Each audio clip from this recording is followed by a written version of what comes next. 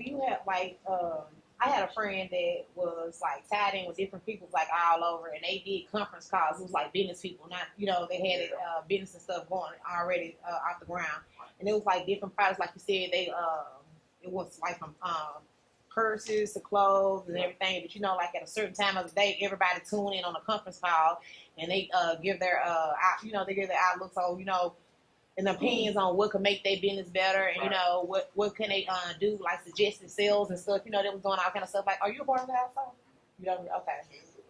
okay.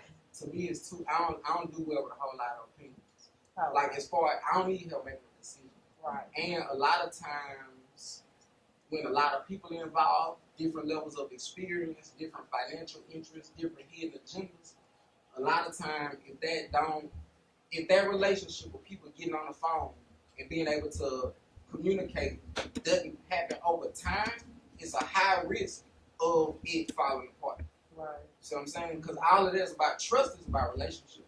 Unless these people it was one person or a group of people at the top of the totem pole informing all the other people that was calling in on what to do with the products that they were getting from them to help themselves, to help everybody grow. Right. Yeah. That's what it is. So have a goal, set a plan, work towards a plan. And those methods, like a lot of the approaches to some of those business setups they're accurate. But I found out from personal experience that if you don't really like something, if you got to go out your way, whatever your normal thing is, if somebody introduced something new to you and you got to stop your normal thing to go out your way to do that, 9 times out of 10 you probably won't be able to do it for that long. Right. So you got to find something that's already your realm of interest. You know what I'm saying? I was going to say something else. Yeah. But you got to find something else that interests you. And that's the thing. Like, it sounds cliche and so corny. You like, oh, you got to love what you do. But like, you really do.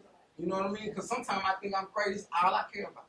Like, I don't pop bottles. Like, I don't hang out. I don't do all that. Like, fortunately, it comes with the lifestyle. So whenever we're getting paid to do that, we do that. But other than that, if I ain't got a reason to be out here wasting money and time, I don't. I'm just sitting down somewhere trying to either relax or figure out how to make more money. Yeah. Any other questions? Any of y'all got any ventures? Nothing? First, I want to ask you what type of progress you're making now as far as minority business owners on the coast down here. What roadway, things you're doing to make progress? Cool. So I can answer that question threefold. One, I position myself as a strategy consultant. So as I'm meeting people and I introduce like my business cards as a strategy consultant. So I love going into situations and figuring out what the issues are and identifying the issues and giving solutions and implementing those. So to the small businesses that's in Marshall specifically, helping them like rebrand. Like a lot of people don't like get you a nice looking logo, paint your building. You know what I mean? Put some plants out here. And create a community so that everybody can have a relationship and speak directly to local government, to economic development, to let them know from a small business perspective what they need. What type of help as a small business do I need from my local government?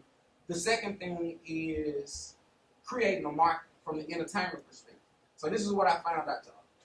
Us in South Mississippi, like to say, ain't nothing to do. And from an entertainment perspective, when you talk about live music venues, when you talk about the need to have happy hours, when you talk about comedy shows, different cultural experiences that can be done over and over again and receive a nice attendance to make money so that people can keep doing it, right? Our market isn't ready for that. And what I mean by that is, think about whenever y'all go out of town, you go to these major cities, and it turned up from Tuesday, arguably Tuesday, but by Wednesday to Sunday, it's things to do.